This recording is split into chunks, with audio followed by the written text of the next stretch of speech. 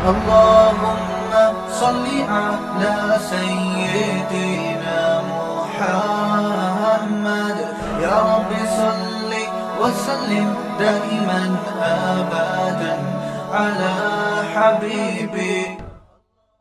اس میں ایک میں نے موضوع شروع کیا تھا، بلکہ کئی ہفتوں سے ایک موضوع چل رہا ہے کہ اللہ تعالیٰ نے جیسے مال کمانے کا ہمیں حکم دیا کہ مال کہاں سے کمایا جائے، اسی طرح مال خرچ کرنے کے بھی اسلام میں احکام ہیں. کہاں خرچ کرنا چاہیے، کہاں نہیں کرنا چاہیے، کہاں بہتر ہے، کہاں حرام ہے، کہاں مکروہ ہے، کہاں ناپسندیدہ ہے، کہاں زیادہ بہتر ہے. دو چیزیں ہوتی ہیں، دونوں جگہ بہتر ہوتا ہے مگر ایک جگہ اور زیادہ بہتر ہوتا ہے. اس پر میں نے پھر بیان میں کچھ تفصیل بیان کی تھی کہ مال کی اسلام میں ویلیو کیا ہے، اہمیت کیا ہے. بہت سے لوگ یہ سمجھتے ہیں کہ اسلام میں پیسے کی کوئی ویلیو ہے ہی نہیں، مٹی ہے، ختم ہو جانے والا ہے، پھینک دو لہذا اٹھا کے، چوری کروا دو، جیبیں کٹوا لو اپنی. تو اس پر میں نے دلائل دیے تھے کہ اسلام میں مال کی کتنی اہمیت ہے. وہ دلائل میں ریپیٹ نہیں کروں گا، پچھلا بیان میرا یوٹیوب پہ ہے، سن سکتے ہیں آپ. اس پر پھر ایک اشکال ہوتا ہے کہ ایک طرف تو قرآن کہتا ہے کہ یہ دنیا کی زندگی کھیل ہے، تماشا ہے، لہو و لعب ہے، یہ جو کچھ دنیا میں ہے تھوڑا سا زندگی کا سامان ہے، اس سے دل نہ لگاؤ. ایک طرف کہہ رہے ہیں ویلیو ہے، ایک طرف کہتے ہیں دل نہ لگاؤ. کوئی غلط تو نہیں نہ ہوئی؟ تو اس اشکال کا میں نے پچھلے ہفتے جواب دیا تھا. وہ جواب بھی میں نہیں دہراؤں گا کیونکہ میرے ساتھ مسئلہ یہ ہے کہ میں نے اس کو دہرایا پھر میں اسی ٹاپک کو لے کے چلا جاؤں، پھر میں دوبارہ سمجھانا شروع کر دوں گا، کیونکہ ایک دفعہ سے بات آج کل کسی کی سمجھ میں آتی نہیں ہے. تو وہ بیان آپ دوبارہ اچھی طرح سے سن لیں. اس پر بعض لوگوں کو اشکال ہوا، بعض غریبوں کو ٹھیک اشکال یہ ہوا کہ مال کی ویلیو بھی بہت ہے اسلام میں، تو غریب بیچارہ کہاں جائے؟ یعنی خود اسلام بھی دولت کی اہمیت کو بیان کر رہا ہے بھائی. تو غریب کا تو ایک ہی سہارا تھا، اللہ اور مذہب. تو گویا مذہب نے بھی غریب کو یعنی یہ قرار دے دیا غریب کے بارے میں، مذہب نے بھی یہ بتا دیا کہ یہ کیا ہے، بیچارہ غریب ہے، اس کے پاس اللہ کی نعمت نہیں ہے. تو وہ تو اور زیادہ احساس کمتری کا شکار ہوگا نا غریب آدمی. یہ سن کے گرمی بھی ہے آپ کو پتہ ہے ٹھیک، اس لیے جو بات کہوں نا پہلی دفعہ میں سمجھ جایا کریں، ٹھیک ہے. دیکھو بھائی، جب دولت اللہ کی نظر میں اس کی بہت قیمت ہے تبھی تو ضائع کرنے سے منع کیا ہے. قیمتی چیزوں کے بارے میں منع ہوتا ہے نا کہ اسراف بھی مت کرو، تبذیر بھی مت کرو، کسی بھی طرح سے ضائع مت کرو. اور بتایا یتیم بچے کو اس کا مال اس کے حوالے نہ کرو، بالغ ہو جائے پھر بھی نہ دو کہ ضائع نہ کر دے، کیونکہ اس کی بڑی قیمت ہے. جعل اللہ لکم قیاما، زندگی تم اسی سے گزارتے ہو.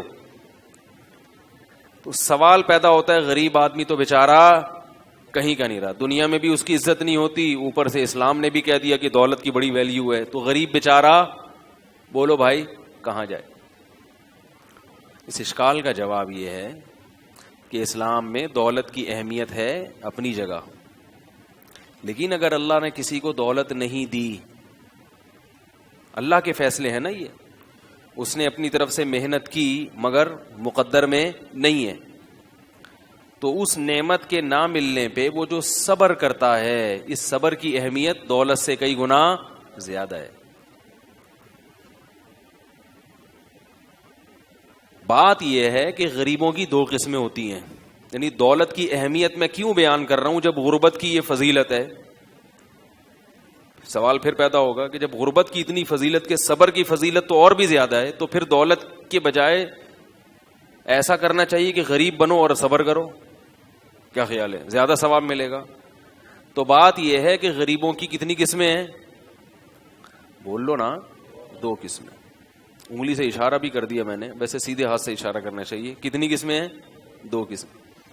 ایک غریب وہ ہے جو قدرت کی طرف سے غریب ہے,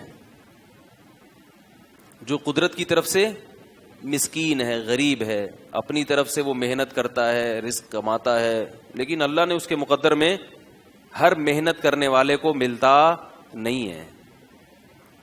من کان یرید حرث الدنیا نؤتہ منہا, جو دنیا چاہے گا اس میں سے کچھ حصہ ہم دے دیں گے. ما نشاء لمن نرید, جتنا ہم چاہیں گے اس کو دیں گے, جتنا آپ چاہ رہے ہیں اتنا نہیں ملے گا, کیونکہ آپ تو چاہ رہے ہیں کہ ساری دنیا میری ہو جائے. جتنا اللہ چاہے گا. اور لمن نرید, جس کو چاہیں گے, یعنی تھوڑا بھی اس کو ملے گا جس کو اللہ چاہیں گے, ورنہ تھوڑا بھی نہیں ملے گا, سوکھی روٹیوں پہ گزارا کرنا پڑے گا.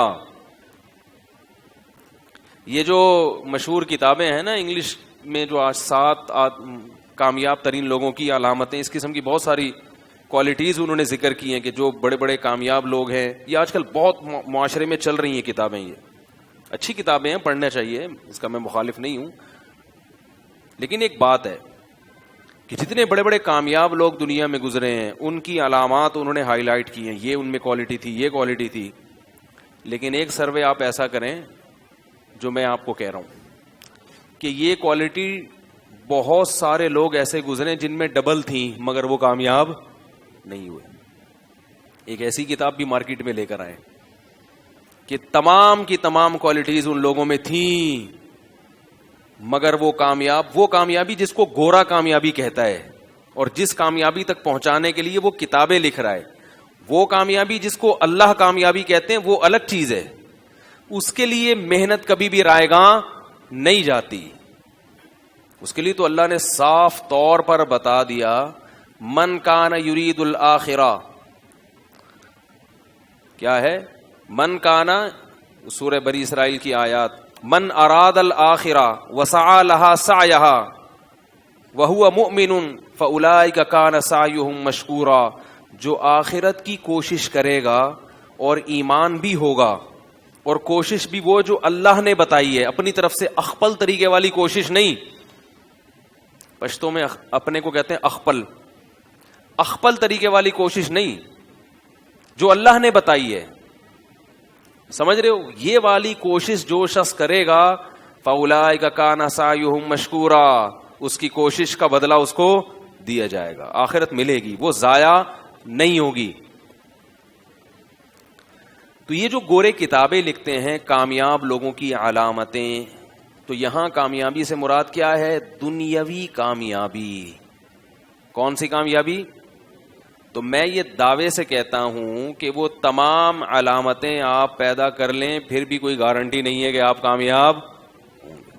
وہ کتاب پڑھ کر ساری علامتیں اس نے اختیار کر لی ہے بھائی, اس کو پتا چلا کہ وہ وقت پر, ایک مثال دے رہا ہوں میں نے وہ کتاب پڑھی نہیں ہے لیکن اس کا تعارف بہت سنا ہے, اس کی کچھ مضامین کا خلاصہ میں نے لوگوں سے سنا ہے. اچھی کتاب ہے جو اس کا خلاصہ بیان کیا جاتا ہے, اور اس طرح کی تو بہت ساری کتابیں, کوئی ایک نہیں ہے. میں کہتا ہوں آپ نے وہ تمام علامات اپنے اندر پیدا کر کے آپ کہا کہ پہلی ایک بات یہ کہ بھائی ٹائم کا میں خیال رکھوں گا. آپ صبح صبح سوٹ ٹائی میں آفس وقت سے پہلے پہنچے اور کسی ٹرک والے نے آپ کو روڈ پہ کیا کر دیا؟ کچل دیا. وہ علامات گئیں تیل لینے. کیا خیال ہے؟ وہ جو کتابیں پڑھ کے آپ, ٹرک والے نے تو وہ کتابیں نہیں پڑھی نا, وہ جو کنٹینر اپنے اوپر لوڈ کر کے جو ٹریلر چلا جا رہا ہے بھائی, ٹرالر جو ہے وہ جا رہا ہے, اس کو تو نہیں پتا کہ وہ پی کے نکلا تھا, نشے میں تھا. کتنا ہی آپ اس کو ٹرین کر دیں, ٹریفک کے قوانین سکھا دیں, مگر نشے میں انسان ہوش میں نہیں ہوتا. اس نے آپ کو کیا کر دیا؟ مار دیا. تو آپ کی وہ تمام کامیاب لوگوں کی تمام علامتیں کہاں چلی گئیں؟ وہ گئیں تیل لینے, وہ دھری کی دھری رہ گئیں. یا ڈینگی وائرس نے حملہ کر دیا, کیا خیال ہے؟ ڈینگی نے حملہ کر دیا, ہیپاٹائٹس بی کا کوئی جرثومہ آ گیا, آپ گئے تھے ٹینڈ کرانے کے لیے, وہ جو بلیڈ اس نے استعمال کی, وہ بلیڈ پہلے کسی ہیپاٹائٹس کے مریض کو استعمال ہو چکی تھی, وہ آپ کے لگ گئی, ہو گیا, وہ علامات کہاں چلی گئیں؟ خدا کی قسم لا الہ الا اللہ, جب تک دین کو مذہب کو فالو نہیں کرو گے تمہیں کامیابی کے علاوہ دنیا کی ہر چیز ملے گی. چاہے تم گوروں سے صبح و شام ورک شاپ لے کے کامیاب آدمی بننے کی کوشش میں لگے رہو. یہ جتنی ٹریننگ آج کل ٹرینر آ رہے ہیں نا یوٹیوب پہ, بہت اچھے ہیں. ایک بہت بڑا فالٹ ہے کہ یہ آخرت پر یقین نہیں رکھتے, اور جو آخرت پر یقین نہیں رکھتا خدا کی قسم وہ کامیاب ہو ہی نہیں سکتا. ناممکن ہے کہ وہ ڈپریشن ختم ہو جائے, اس کی سٹریس ختم ہو جائے, ناممکن ہے یہ. مجھے ایک صاحب نے کہا, ایک گورے نے ایک بڑی اچھا ایک تاثر پیش کیا ہے کہ اس وقت آپ کی ڈیتھ ہو رہی ہے. ٹائم مینجمنٹ میں یہ بات پڑھائی جاتی ہے. ٹائم کو مینج کرنے کے لیے جو گورے ٹائم مینجمنٹ کی ورکشاپ کرواتے ہیں نا, اس میں ایک ڈائلاگ ان کا بہت مشہور ہے. وہ ڈائلاگ ہم جب ورکشاپ کرواتے ہیں تو ہم بھی وہ گوروں کا ڈائلاگ بتاتے ہیں لوگوں کو. اس ڈائلاگ میں ایک خاص بات ہے کہ بھائی وہ یہ آپ کو امیجن کراتے ہیں کہ آپ فرض کریں کہ ابھی آپ کی موت واقع ہو رہی ہے, تو آپ اپنے ماضی کی طرف جھانک کے دیکھیں گے تو کیا آپ چاہتے ہیں کہ میں نے کامیاب زندگی گزاری ہو یا ناکام؟ یہ تصور آپ سے اس لیے کروایا جاتا ہے کہ موت سے پہلے ایسے کام کر لو کہ موت کے وقت آپ کو یہ احساس ہو کہ میں اچھی زندگی گزار کے جا رہا ہوں, تو موت کے وقت آپ کو ایک خوشی ہوگی. تو یہ اس لیے امیجن کرواتے ہیں, اس لیے تصور قائم کرواتے ہیں تاکہ آپ ٹائم کو مینج کرنا سیکھ لیں ایک میننگ فل لائف گزارنے کے لیے. ارے ورنہ میننگ فل بامعنی زندگی جب آپ نے کوئی اچھی زندگی گزارنی نہیں ہے تو ٹائم کو مینج کرنے کی کیا ضرورت ہے؟ ارے بھائی کون سی زبان میں سمجھاؤں؟ دیکھو ٹائم مینجمنٹ کی ورکشاپ میں کیا ہوتا ہے کہ آپ اپنے اوقات کو کیا کریں, منظم کریں, مینج کریں. تو یہ اس لیے مینج کریں تاکہ آپ کی لائف اچھی گزرے. اسی لیے ہے نا ایک بامعنی زندگی گزرے. تو اگلا بولے گا بامعنی زندگی کیوں گزاروں میں؟ بھائی سب سے پہلے تو وہ سوال کرے گا میں ٹائم کو مینج کیوں کروں, اپنے اوقات کی حفاظت کیوں کروں؟ بھائی میں صبح اٹھتا ہوں جب میرا دل چاہتا ہے, سگریٹ پیتا ہوں جب میرا دل چاہتا ہے, دکان پہ چلا جاتا ہوں جب میرا موڈ اچھا ہوتا ہے, نہیں اچھا ہوتا تو دکان بند کر کے بیٹھا رہتا ہوں. تو جب میری ہنسی خوشی زندگی گزر رہی ہے بھائی, تو مجھے ٹائم مینجمنٹ کی ورکشاپ کرنے کی کیا ضرورت ہے؟ یہ گورے سے گویا ایک سوال کیا جا رہا ہے جو ٹائم مینجمنٹ کی ورکشاپ کرواتے ہیں. گورا اس کا بزبان حال جواب دے رہا ہے کہ بھائی آپ کو اپنے ٹائم کو مینج کرنے کی ضرورت اس لیے ہے. کیا ہو رہا ہے؟ کچھ مسئلہ ہو رہا ہے؟ تو گورا کہتا ہے کہ آپ کو ٹائم مینج کرنے کی ضرورت اس لیے ہے کہ آپ ایک بامعنی زندگی گزار سکیں. اب سوال پیدا ہوتا ہے بامعنی زندگی میں کیوں گزاروں, میننگ فل لائف میں کیوں گزاروں؟ ایک لطیفہ میں کئی بار سنا چکا ہوں, مجھے احساس ہے اس کا, لیکن میں دوبارہ ریپیٹ کر رہا ہوں. وہ ریپیٹ اس لیے کر رہا ہوں کہ جو بات میں ابھی سمجھانا چاہ رہا ہوں نا وہ اس لطیفے سے بہت اچھی طرح سمجھ میں آ جائے گی. اس لیے جو حضرات وہ کئی بار سن چکے ہیں تو مائنڈ نہ کریں, ٹھیک ہے, کیونکہ وہ موقع پر ایک چیز ہوتی ہے نا تو وہ اس سے زیادہ اچھی سمجھانے کی مثال نہیں ہوتی. تو پہلے میں بات کمپلیٹ کر لوں پھر وہ سناؤں گا, اس سے یہ بات سمجھ میں آ جائے گی. پھر وہ یہ کہتے ہیں کہ بھائی بامعنی زندگی ہم کیوں گزاریں؟ تو بھائی اس لیے گزاریں کہ ہر آدمی چاہتا ہے کہ موت اس کی اچھی ہو, جب وہ مرے تو اس کو یہ احساس ہو کہ میں الحمدللہ اچھی زندگی گزار کر جا رہا ہوں, لوگ مجھ سے خوش ہیں, کوئی میں نے کارنامے سر انجام دیے ہیں, ایک دفعہ اللہ نے مجھے زندگی دی, الحمدللہ وہ زندگی کیسی گزری, واہ بھائی واہ شاندار. اور یہ سوچے اور آنکھیں بند ہو جائے, سکون سے دنیا میں جائے, کوئی غم نہ ہو. کیا خیال ہے؟ اس لیے آئیے ورکشاپ کریں. گورا سمجھا کہ تاکہ آپ موت کے وقت جو ہے نا, اور اگر آپ نے ایسی اوٹ پٹانگ زندگی گزار دی, آپ کو یہ پتہ ہی نہیں کون سا وقت کس کام میں صرف کرنا چاہیے, بے ڈھنگی زندگی, سو رہے ہیں تو سوتے چلے جا رہے ہیں, جاگے ہیں تو جاگے چلے جا رہے ہیں, تو موت کے وقت آپ کو کیا ہوگا؟ کڑن ہوگی, افسوس ہوگا. میں کہتا ہوں یہ سوال مجھ سے جب پوچھا گیا نا کسی نے کہ موت کے وقت آپ چاہتے ہیں کہ ماضی کا کیسا گزرا، آپ کیا سوچنا چاہتے ہیں. میں نے کہا اگر مجھے جنت اور جہنم پہ یقین نہیں ہونا، اللہ نہ کرے، اور میں یہ سمجھ رہا ہوں کہ موت کے بعد میں مر کے مٹی ہو رہا ہوں، تو بھاڑ میں جائے میں نے ماضی کیسا گزارا، مجھے اس کی کوئی فکر. بولو نا بھائی، کیونکہ جو بھائی جیسا بھی تھا اب تو تھا نا، اچھا گزرا برا گزرا. انسان کبھی ماضی کو دیکھ کے خوش نہیں ہوتا، ہمیشہ فیوچر کو دیکھ کے خوش ہوتا ہے. اس کی ایک مثال دیتا ہوں. آپ اے سی پارلر میں سفر کر رہے ہیں ٹرین میں، حال بڑا اچھا آپ کا. ماضی بھی یہ ہے کہ آپ ڈیفنس کا 1000 گز کا بنگلہ ابھی اس سے نکل کے کریم میں بیٹھے، ایئر کنڈیشن، اور بلکہ آپ ہوائی جہاز میں بزنس کلاس میں سفر کر رہے ہیں. بڑا اچھا ماضی بھی آپ کا، بڑا اچھا پاس بھی آپ کا. فیوچر کیا ہے کہ ایئرپورٹ پہ پشاور پہ اترنا ہے اور وہاں آپ کو اریسٹ کرنے کے لیے پولیس کھڑی بھی ہے، ٹھیک ہے نا. اور کیس کیا ہے؟ پھانسی کا سیدھا. آپ کو اطلاع مل گئی کہ بیٹا اترو اور سیدھا اندر. اب آپ خوش ہو گئے، میرا ماضی کتنا اچھا گزارا میں نے. گورے کی ہر بات قابل تقلید نہیں ہوتی. ان کو لائف اسٹائل کیسا ہونا چاہیے، لائف گزارنے کے کیا طور طریقے، یہ پیغمبروں کو پتا ہے، یہ گوروں کو نہیں پتا. ان کو موبائل بنانا بہت اچھا آتا ہے، گاڑیاں بنانی آتی ہیں، سڑکیں بنانا آتی ہیں، بلڈنگیں بنانا آتی ہے. انسان کو کیوں پیدا کیا گیا، اس کی خوشی کس میں ہے، یہ صرف اور صرف اللہ کے پاس ہے یہ علم. اور اللہ نے پیغمبروں کو بتایا اور پیغمبروں کے پھر وارثوں کو بتایا. یہ چیزیں آپ کو صرف اور صرف قرآن و سنت سے اور علماء سے پتہ چلیں گی. اس کے علاوہ جتنے طریقے ہیں 2 نمبر ہیں، مصنوعی ہیں، تکلفات ہیں، ان سے حقیقی خوشی حاصل نہیں ہو سکتی. آپ ماضی کا سوچ کے خوش نہیں ہوگے کبھی بھی. اگر کوئی شخص ماضی کا سوچ کے خوش ہوتا ہے تو وہ پاسٹ ہے جس کا فیوچر پہ اثر پڑ رہا ہوتا ہے. نہیں یہی بات. جیسے آپ کے امتحان ایگزامینیشن ہال میں آپ بیٹھے ہو، آپ کے سامنے ابھی پیپر آنے والا ہے، ایک گھبراہٹ ہوتی ہے عجیب سی، دل دھک دھک کر رہا ہوتا ہے، پتہ نہیں کیا ہے. آپ نے ماضی کی طرف نظر اٹھائی کہ یار میں نے تیاری بہت اچھی کی ہے، یار میں نے تیاری بہت اچھی کی ہے، اور پوری کتاب میں نے رٹ لی ہے، اور تعلقات بھی ہیں میرے. کیا خیال ہے؟ اگر نمبر میں کہیں سے کمی ہو گئی تو جان پہچان بھی ہے بورڈ آفس میں، ہر لحاظ سے فل تیاری کر کے بیٹھا ہوں. جب یہ سوچو گے ماضی کی طرف تو آپ کے دل کی دھڑکن کم ہو جائے گی اور خوش ہو جاؤ گے.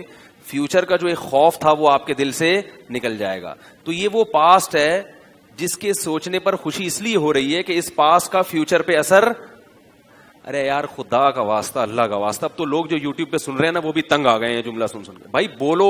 ابھی میں ایبٹ آباد میں تھا، میں نے ذرا سی بات کی، ایسا آواز آئی، میں نے کہا کراچی والے سیلنسر لگا کے بیٹھے ہیں، پتہ نہیں کیا مسئلہ ہے، زور سے بولیں. ایک تو میں نے ان سے کہا کہ ایک کیمرہ یہاں بھی رکھیں تاکہ پبلک نظر آئے لوگوں کو. لوگ سمجھتے ہیں کہ جنات اور فرشتوں میں بیان ہو رہا ہے، کوئی سامنے نہیں بیٹھا ہوا. تو وہ ماضی جس کا اثر کس پہ پڑے گا؟ فیوچر پہ. اس ماضی کو دیکھ کے انسان خوش ہوتا ہے.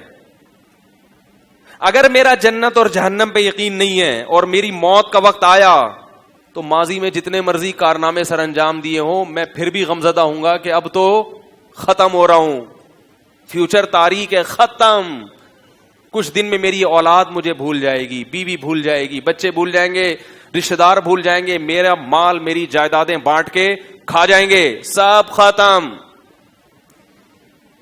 اور اگر میں ماضی کی طرف نظر ڈالوں اور ایسا ماضی مجھے جنت جہنم کا یقین ہو، اس ماضی کا سوچ کر مجھے پتا ہے کہ اس کا فیوچر پہ اثرات پڑنے والے ہیں. میں کہتا ہوں میرے اعمال میں تہجد ہے، میرے اعمال میں غریبوں کو کھانا کھلانا ہے، میرے اعمال میں ہسپتال میں نے قائم کیے ہیں غریبوں کا علاج کرانے کے لیے، میرے اعمال میں زکوٰۃ کا ایک بہت بڑی اماؤنٹ ہے جو میں لوگوں کو دی ہے. میں نے سائنس ٹیکنالوجی کے میدان میں ترقی کر کے اپنی قوم کو فائدہ پہنچایا ہے، مضبوط کیا ہے. تو اگر میرا جنت اور جہنم پر یقین ہے تو مجھے احساس ہوگا کہ انشاءاللہ یہ چیز کل قیامت کے دن میرے گناہوں کی معافی اور مجھے اس امتحان میں کامیاب کرنے کا سبب بنے گی. اور مجھے یہ بھی پتا ہے اگر کہیں نمبر کم ہو گئے تو میرے نیک لوگوں سے تعلقات بھی ہیں. قیامت کے دن شفاعت چلے گی کہ نہیں چلے گی؟ سفارش چلے گی قیامت کے دن. میرے تعلقات بھی ہیں. میرا بیٹا حافظ قرآن ہے, میرا بیٹا عالم ہے, میرا فلاں شہید ہوا تھا میدان جنگ میں, وہ بھی ایک میں نے رکھا ہوا ہے کہ اگر کبھی میں فیل ہو گیا تو میری سفارش بھی تگڑی سفارش ہے. شہداء بھی ہے میری اولاد میں, میری اولاد میں علماء بھی ہیں. تو انشاءاللہ یہاں سے بھی کھانچا کھلے گا. تو پھر میں تسلی والی موت مروں گا, ورنہ میں تسلی والی موت نہیں مروں گا. کیسے سمجھائیں یار؟ تو انگلش ہی رہ گئی ہے بھائی. اردو میں اس سے زیادہ نہیں سمجھا سکتا. انگلش میں سمجھائیں.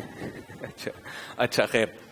تو بات کہاں سے چلتی ہے, وہ میں وہ سنا رہا تھا لطیفہ, آپ کو کئی دفعہ سن چکے ہیں. وہ بھی یہ جو میں سمجھانا چاہ رہا ہوں نا, اس کا الگ سے کلپ بنا دے بھائی.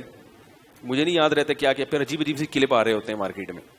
جو اصل بیان میں جو ایک ٹو دا پوائنٹ ایک اہم بات ہوتی ہے اس پہ کلپ بعض دفعہ نہیں بن پاتا. تو اس لیے میں ان کو کہہ رہا ہوں, یہ بیٹھے ہوئے یہاں پہ, اب میں جا کے سنوں گا نا تو کبھی یہ ہو رہا ہوتا ہے آواز لطیفہ آدھا آیا ہی نہیں. ایسا تو نہیں ہو رہا؟ آواز اوپر نیچے تو نہیں ہو رہی؟ شکر الحمدللہ. تو وہ بڑی مسائل وہ زیتون والے بھی نہیں آئے نا آج, ان کی ریکارڈنگ بڑی خاندانی ہوتی ہے. تو یہ وہ باتیں ہیں جو ہمارے لیے بہت زیادہ ضروری ہیں. آخرت پر ایمان کے بغیر آپ کبھی بھی خوش نہیں رہ سکتے. آپ جتنا بھی دنیا میں کماؤ گے نا, آپ کو یہ کم لگے گی. مصنوعی طور پر اپنے آپ کو مطمئن تو کرو گے, مصنوعی طور پر تکلف کر کے. جیسے ایک آدمی خوش ہو نہیں لیکن خام خواہ میں مسکرا کے اپنے آپ کو خوش ظاہر کرنے کی کوشش کرو کہ میں بہت خوش ہوں, اندر سے خوش نہ ہو. ہم نے علماء کو, بزرگوں کو دیکھا ہے کہ ان کو خوشی کے اظہار کے لیے تکلف کی ضرورت نہیں ہوتی. ان کے چہروں سے لگتا ہے کہ ان کا دل باغ باغ ہے, خوش ہیں. یہ چہروں سے ظاہر ہوتا ہے.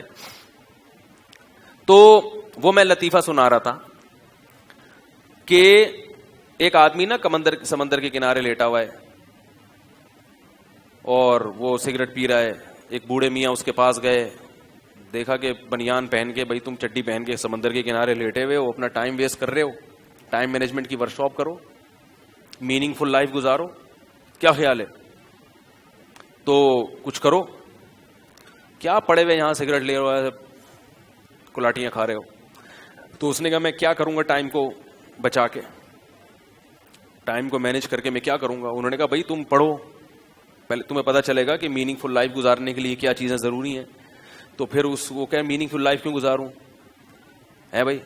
اچھا وہ گزارنے کے لیے میں کروں کیا؟ انہوں نے کہا پہلے پڑھو, میٹرک کرو. اس نے کہا پھر کیا ہوگا؟ پھر انٹر کرو. پھر کیا کرو؟ B com, B S C, کچھ تو کرو. پھر ماسٹر کرو, پھر پی ایچ ڈی کرو.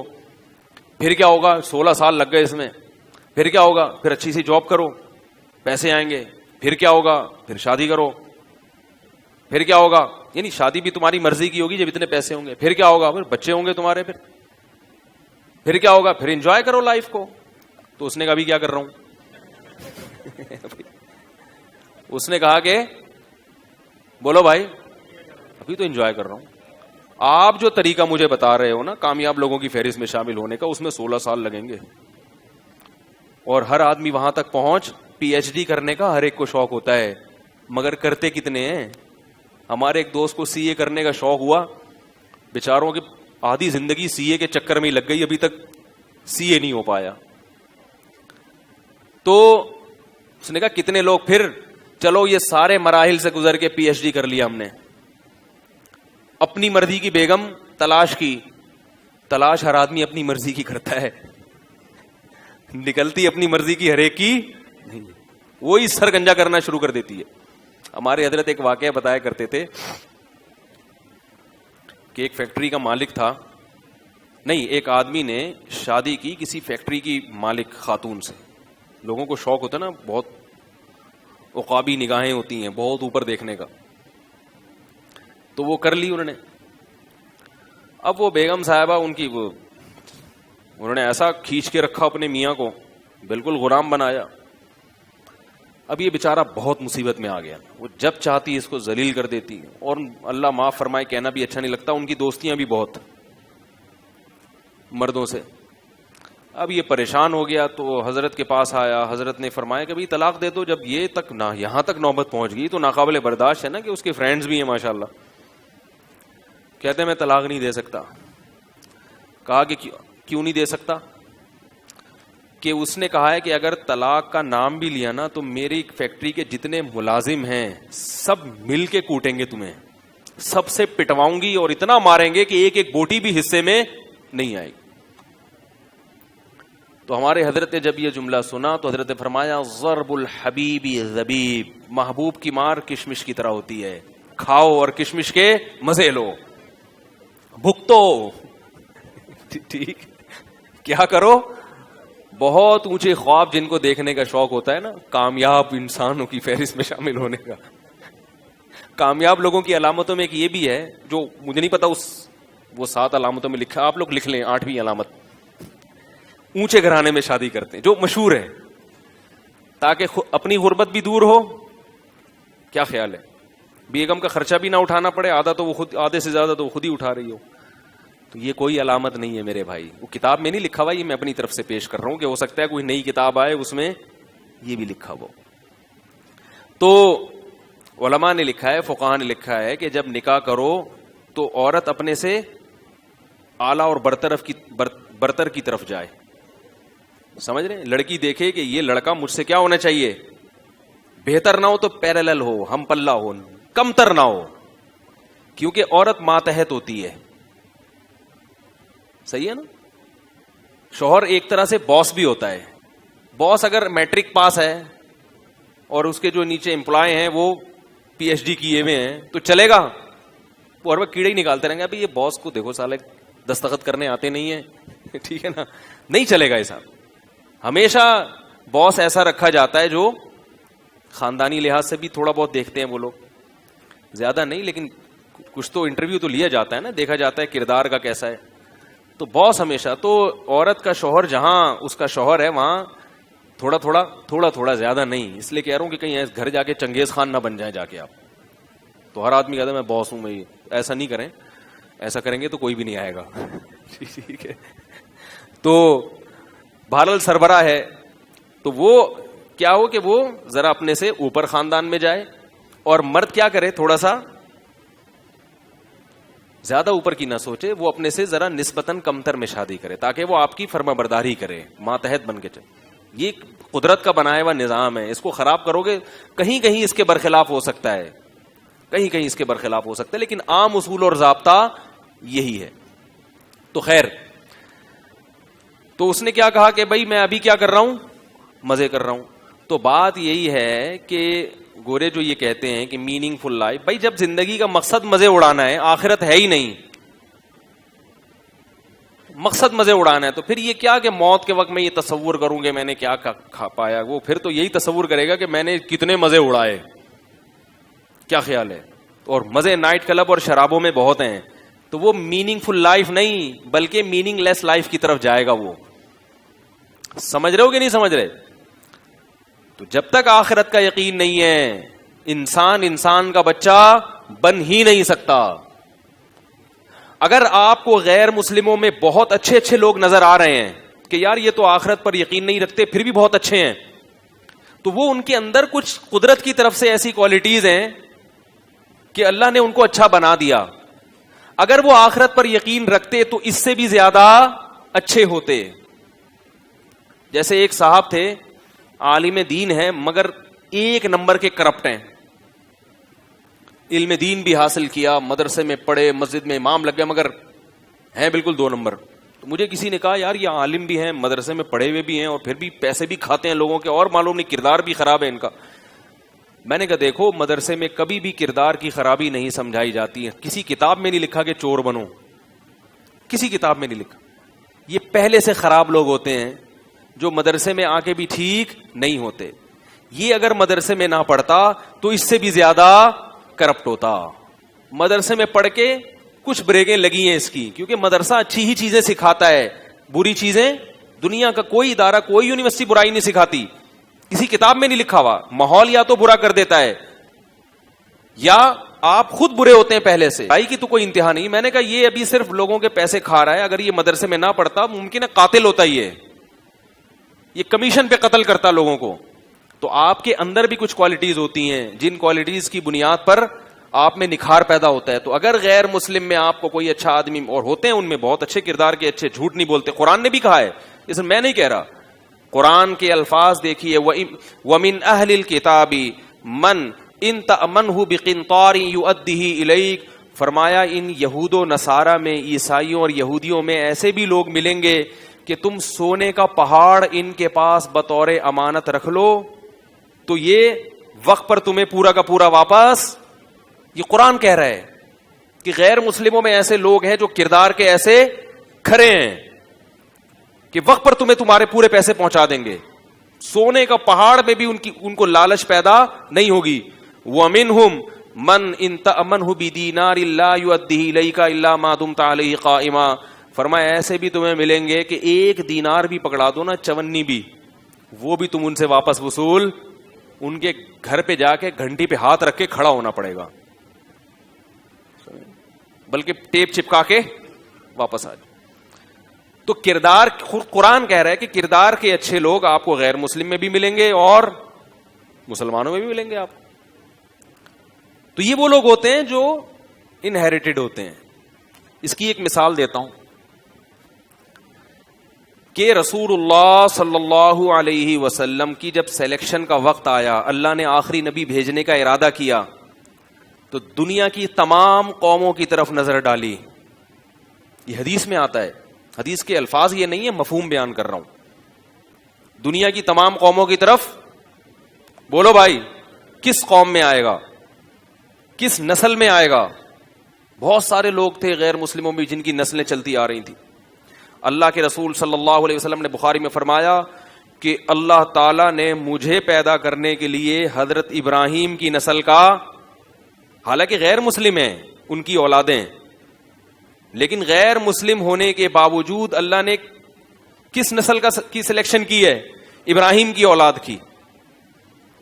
حالانکہ حضرت ابراہیم کی جو اولاد تھی اس میں بھی آپ نے فرمایا تمام اولاد نہیں, بنی کنانا کا انتخاب کیا, پھر اس میں بھی تمام نہیں, بنو ہاشم کا انتخاب کیا, قریش کا, پھر اس قریش میں بھی بنو ہاشم کا انتخاب کیا. سلیکشن ہوئی ہے کہ کون سا خاندان, کون سا قبیلہ, کون سا نسب, کون سی قوم, قوموں میں عرب قوم کا انتخاب کیا گیا ہے. ایک ایک چیز کی سلیکشن ہوئی ہے کہ اس قوم میں بھیجوں گا. حالانکہ تعلیم کے لحاظ سے, تہذیب کے لحاظ سے عرب اس وقت سب سے کمتر تھے, یہود و نصارہ, عیسائی اور یہودی اس وقت سب سے آگے تھے. بات آ رہی ہے کہ نہیں آ رہی؟ بھائی پڑھے لکھے یہود و نصارہ تھے, ترقی ان کے پاس زیادہ تھی, عرب کے پر کوئی حکومت کرنا پسند نہیں کرتا تھا, اس وقت کی بات کر رہا ہوں. لیکن اللہ نے اس ایجوکیٹڈ قوم کو چھوڑ کر, اور نبی بھی ان میں زیادہ آ چکے تھے, وہ لوگ زیادہ پیغمبروں پر ایمان رکھتے تھے. عرب صرف ابراہیم علیہ السلام اور اسماعیل کے بعد کوئی پیغمبر ان میں نہیں آیا. تو اسلام کے زیادہ قریب عرب تھے یا یہود و نصارہ تھے؟ ارے بولو نا یار, یہود و نصارہ اسلام کے زیادہ قریب تھے, کیونکہ وہ تورات اور انجیل اللہ کی کتابوں کی تلاوت کیا کرتے تھے. گویا ہم یہ کہہ سکتے ہیں کہ اس زمانے کے مسلمان یہودی عیسائی تھے. عرب وہ تو بت پرست تھے جس کا اسلام بالکل مخالف ہے. یہودی اور عیسائی نہ بت پرست تھے نہ قبر پرست تھے, آج بھی نہیں ہے. آپ یورپ امریکہ میں جو گوروں کی قبریں جا کے دیکھو, آپ کو اپنے قبرستانوں سے اچھا ان کا قبرستان لگے گا, اور ہمارا جا کے دیکھ لو, یہاں پہ ہر قبر ایسا لگ رہا ہے حبیب بینک کی بلڈنگ بن رہی ہے. میں دیکھتا ہوں کبھی یوٹیوب پہ برطانیہ کا قبرستان, کہتا ہوں یار یہ تو سعودی عرب کا قبرستان لگ رہا ہے. سعودی عرب یا عرب کنٹریز میں تو الحمدللہ قبر پرستی نہیں ہے, لیکن پاکستان میں, انڈیا, بنگلہ دیش, بندے کی زندے میں اتنی اہمیت نہیں ہوتی, مرنے کے بعد کہتے ہیں نا ہاتھی مرا ہوا 1.25 لاکھ کا ہوتا ہے, انسان بھی مرا ہوا زیادہ ویلی. وہ میں نے اتوار کے بیان میں کہا تھا کہ ایک صاحب ہے, ان کا آدھا دھڑ فالج زدہ ہے, تو انہوں نے مجھے کال کی کہ میں کسی مزار پہ جا رہا تھا, مجھے کسی نے بتایا وہاں جاؤ تو ٹھیک ہو جاؤ گے, تو آپ کا بیان سن کے ارادہ ترک کر دیا. تو مجھے خیال آیا کہ جو مزار کے اندر ہے اس کے دونوں دھڑ کام نہیں کر رہے. کیا خیال ہے؟ جس کا آدھا کام کر رہا ہے وہ اس سے ٹھیک کروانے جا رہا ہے جس کے دونوں دھڑ. بالکل سینس لیس باتیں ہیں یا نہیں ہیں؟ ارے بھائی اگر وہ تمہیں آدھا دھڑ ٹھیک کر سکتا تو سب سے پہلے اپنے دونوں دھڑ, کہتے چلو اپنا 1/4 تو ٹھیک کرو, کم از کم ایک چماٹ مارنے کے قابل تو بنو نا, ایک تھپڑ مارنے کے قابل کچھ تو کرو. وہ ایک آدمی گیا نا کسی ڈاکٹر کے پاس کہ جی مجھے 1 کے 2 نظر آتے ہیں. ڈاکٹر نے کہا آپ چاروں کو یہ بیماری ہے؟ ڈاکٹر نے کہا آپ چاروں کو یہی بیماری ہے. اس کو 1 کے کتنے نظر آ رہے تھے؟ 4 نظر آ رہے. تو خیر کیا بات چل رہی تھی, ادھر ادھر کلابازی ہم بہت کھاتے ہیں بیان میں. ہاں, یہود و نصارہ کی بات میں کر رہا تھا کہ اس زمانے میں جس قوم میں محمد صلی اللہ علیہ وسلم آئے ہیں وہ قوم اسلام سے بہت دور تھی. یہود و نصارہ اسلام کے قریب تھے. عیسیٰ ابن مریم پر عیسائی ایمان رکھتے تھے, اور عیسیٰ ابن مریم سے پہلے جتنے پیغمبر آئے ان پہ یہودی ایمان رکھتے تھے, نماز پڑھا کرتے تھے, بت پرستی کو برا سمجھتے تھے, قبر پرستی کو برا. اور عربوں نے 360 بت بیت اللہ کے اندر رکھے ہوئے تھے لا کے. پھر بھی اللہ نے سلیکشن کی ہے, پوری دنیا پہ نظر ڈالی. کس قوم میں؟ عرب میں کس کی نسل میں؟ حضرت ابراہیم کی. ابراہیم کے تو بہت سارے بچے ہیں. کس میں؟ اسماعیل کی اولاد میں. اسماعیل کے بھی بہت سارے بچے ہیں. کنانا کی اولاد میں. کنانا کے بھی بہت سارے بچے ہیں. اس میں سے کون سا قبیلہ بھائی؟ قریش میں. قریش میں بھی تو ہیں. بنو ہاشم میں نہیں آئی بات. بنو ہاشم میں عبد المطلب کے ہاں عبداللہ اور عبداللہ کے بیٹے محمد صلی اللہ علیہ وسلم. ایک ایک چیز کی سلیکشن ہوئی ہے. حدیث میں آتا ہے میں اپنے زمانے میں سب سے بہتر قوم, سب سے بہتر نسب اور سب سے بہتر قبیلے میں اللہ نے مجھے پیدا کیا ہے. بہتر کیسا؟ وہ تو بت پرست تھا. ارے یار کیا ہو گیا, اتنے غور سے کیوں دیکھ رہے ہیں مجھے؟ میں غلط باتیں کر رہا ہوں؟ میں چاہتا ہوں کہ اشکال کو میں کسی طرح سے کلیئر کروں, کیونکہ اشکال جب اچھی طرح سے دماغ میں بیٹھے گا تو پھر جواب اچھا لگے گا. کیا خیال ہے؟ اشکال ہوتا ہے نا, اتنی بہتر کہاں سے ہو گئے بھائی؟ 360 بتوں کے سامنے جھکنے والا بہتر ہو سکتا ہے؟ اللہ کہہ رہے ہیں یہ تو جہنمی ہیں, جو مشرکین تو نجس ہیں. ایسے ایسے القابات اللہ ان کو دے رہے ہیں. لیکن اللہ پھر بھی پیدا کس میں کر رہے ہیں؟ عرب میں, بت پرستوں میں. کیوں؟ اس زمانے میں کیریکٹر کے لحاظ سے, کردار کے لحاظ سے عرب سے بہتر کوئی قوم نہیں تھی. یہود و نصارہ عبادت گزار تھے اس وقت کے, ڈنڈیاں بھی مارتے تھے, جھوٹ بولتے تھے, وعدہ خلافی معاہدہ کر کے مکر جاتے تھے. یہ ڈرامے بازیاں کس میں چلنی تھیں؟ بولو بھائی, یہود و نصارہ میں. اللہ نے کہا اس قوم کے ہاتھ میں قیادت نہیں آئے گی. ان کے کردار سے, یہ جب مسلمان ہوں گے نا 2 نمبریاں وہی رہیں گی ان کی. ان کے کردار کو دیکھ کر لوگ اسلام سے پیچھے ہٹیں گے. تبلیغ میں وقت تو لگا لیا مگر اندر سے کیا رہے؟ وہی چور کے چور. سب نہیں بھائی, بہت بڑے بڑے چور ہم نے دیکھے ہیں تبلیغ میں وقت لگا کے تھوڑی سی کم ہو جاتی ہے چوری, مگر 2 نمبر. ایک صاحب کا بھی فون آیا, کہہ رہے ہیں یار وہ نے مجھے ٹھگ لیا. میں نے اس سے کہا یار تمہاری داڑھی بھی ہے؟ اس نے کہا داڑھی اپنی جگہ بھائی, کاروبار اپنی جگہ ہے بھائی. مسلمان اس وقت جو دنیا میں مار کھا رہا ہے وہ کس کی وجہ سے؟ کردار کی وجہ سے. پیسے لو, خدا کی قسم نکلوانا مشکل. پولیس بھیجو تو آدھے پیسے پولیس کھا جائے گی. پولیس کے ذریعے نکلوائے, اس سے پولیس کے سے نکلواؤ, ایک نئی ٹینشن, کیونکہ پولیس بھی آپ ہی کی مسلمان ہے. تو عرب میں کیا خاص بات تھی؟ کردار. کافر ہے تو کافر ہے, مسلمان ہے تو مسلمان, 2 نمبر ہی نہیں. منافق آپ کو عربوں میں نہیں ملیں گے. منافق اس وقت جو تھے عبداللہ بن ابی, یہ سب یہودی تھے جو اپنے آپ کو مسلم شو کرتے تھے جب مسلمانوں میں ہوتے, اور جب مشرکین کے پاس جاتے تو اپنے آپ کو غیر مسلم. ادھر بھی عرب کی زبان ایک تھی, انہوں نے کہا کافر ہے تو کیا ہے؟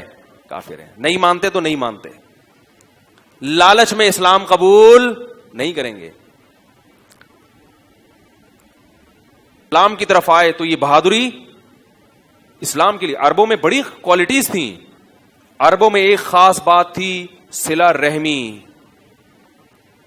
آج کوئی مجھے کہہ رہا تھا کہ وہ فلاں قوم میں یہ برائی، فلاں قوم میں یہ برائی. میں نے کہا قوموں کے پیچھے نہ پڑو، اپنی قوم کی برائیاں کسی کو نظر نہیں آتی. ہمیشہ دوسرے قوموں کی برائی نظر آئے گی اور اپنی قوم کی اچھائی. کہہ رہے ہماری قوم میں کیا برائی ہے؟ میں نے کہا تمہاری یہ برائی ہے کہ تم جب پٹو گے نا تمہارا بھائی تمہارا ساتھ نہیں دے گا. تم پڑھے لکھے بہت ہو، تم جب پٹو گے تمہارے بھائی تماشا دیکھیں گے اور وہاں سے بھاگ جائیں گے، بولیں گے کیس کر دو اس کے خلاف بھائی. اور میں نے کہا جس قوم کی تم برائیاں کر رہے ہو نا اس میں درجنوں برائیاں ہیں، مگر اس میں کسی کے شخص کو ہاتھ لگا کے دیکھو پورا قبیلہ اٹھ کے آ جائے گا. تو ہر قوم میں برائیاں بھی ہیں، ہر قوم میں اچھائیاں بھی ہیں. عرب میں ایک بہت بڑی کوالٹی کیا تھی؟ رشتہ داری کو جوڑنا. لڑتے تھے مگر بڑے مضبوط خاندانی نظام تھا، فیملی سسٹم بہت مضبوط تھا. ایک بڑی کوالٹی تھی بہادری. عرب کی جو شاعری ملتی ہے اس میں عورتیں مردوں کو بہادری پہ ابھارا کرتی تھی. بزدل قوم دنیا پہ حکومت، بولو بھائی، نہیں کر سکتے. کل یہ اچھا خیر، تو بات یہاں سے میں نے شروع کی تھی کہ بھائی دیکھو مال کمانا اللہ کی طرف سے کیا ہے؟ اللہ کی طرف سے ایک نعمت ہے. تو اس پہ میں بات کر رہا تھا کہ پھر غریب آدمی کو اشکال ہوتا ہے بھائی ہم تو اس نعمت سے محروم ہیں. اس اشکال کا میں نے جواب دیا کہ بھائی غربت پہ صبر کرنا یہ اس سے بڑی نعمت ہے. پھر سوال پیدا ہوتا ہے پھر جب اس سے بڑی نعمت ہے تو دولت تو نعمت نہ ہوئی، پھر دولت نہ ہو اور پھر آپ صبر کریں تو زیادہ ثواب ہے. پھر اس کا میں اشکال دے رہا تھا، جواب دے رہا تھا کہ غریبوں کی کتنی قسمیں ہیں؟ 2 قسمیں. یہاں سے بات پھر ہمارا اسٹیشن تبدیل ہو گیا تو میں جلدی سے اس کو سمیٹتا ہوں، وقت کافی ہو گیا ہے. تو دیکھو غریبوں کی 2 قسمیں. ایک غریب وہ ہوتا ہے جو اپنی حرکتوں کی وجہ سے غریب ہو. کس کی وجہ سے؟ حرکتوں کی وجہ سے.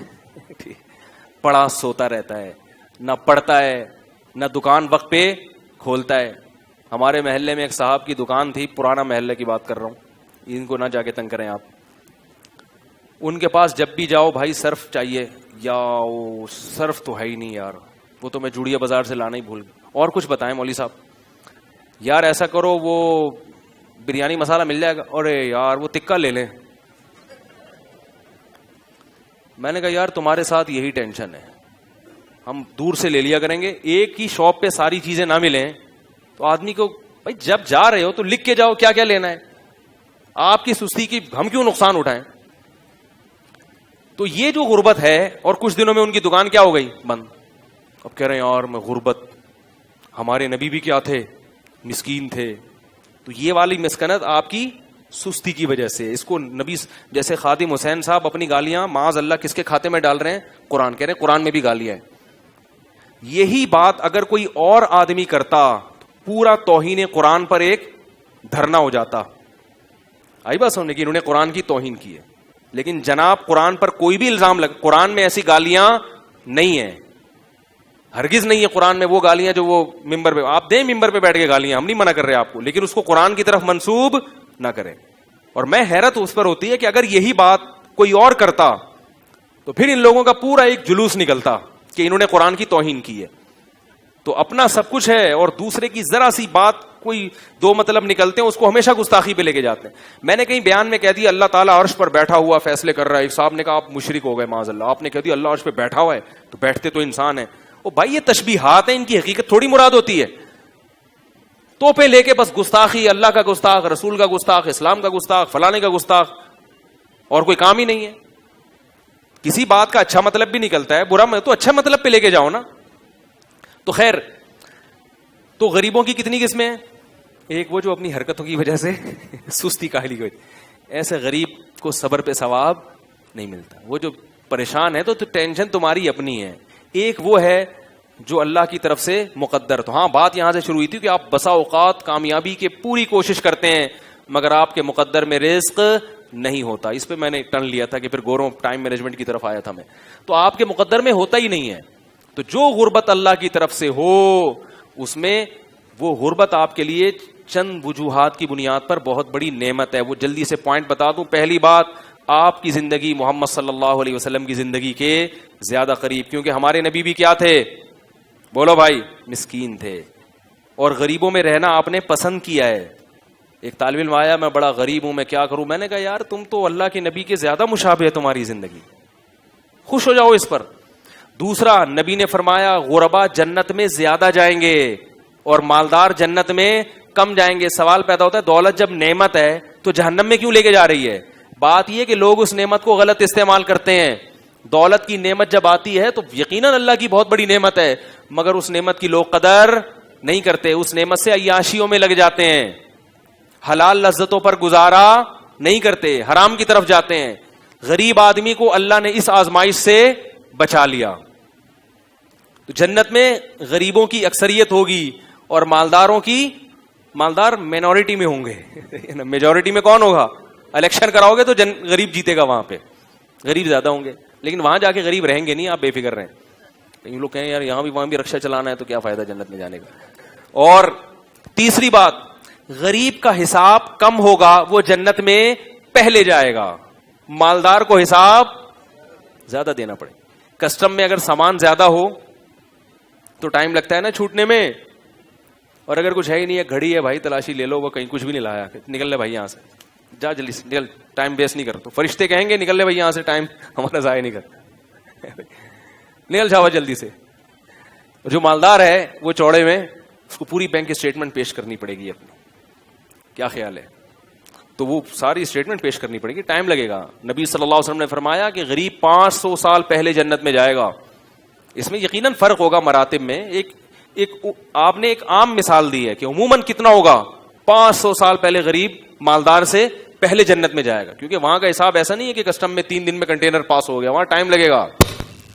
تو یہ اللہ تعالیٰ کی بہت بڑی, اور جلدی سے ختم کروں کہ اپنی یعنی اللہ نے کسی کو یہ دولت کی نعمت دی ہے تو وہ اس نعمت کو ہلکا نہ سمجھے, اپنے اختیار سے سستی کاہلی سے غریب نہ بنے. قدرت کی طرف سے بنا تو ثواب ہے, اپنی کاہلی کی وجہ سے بنا تو آزمائش ہے پھر یہ, ٹھیک ہے. اور اللہ تعالیٰ نے جس کو یہ نعمت دی ہے تو وہ قدر کرے, تبھی اللہ نے کہا ہے کہ پھر اس نعمت کی ناقدری مت کرو, اسے ضائع مت کرو.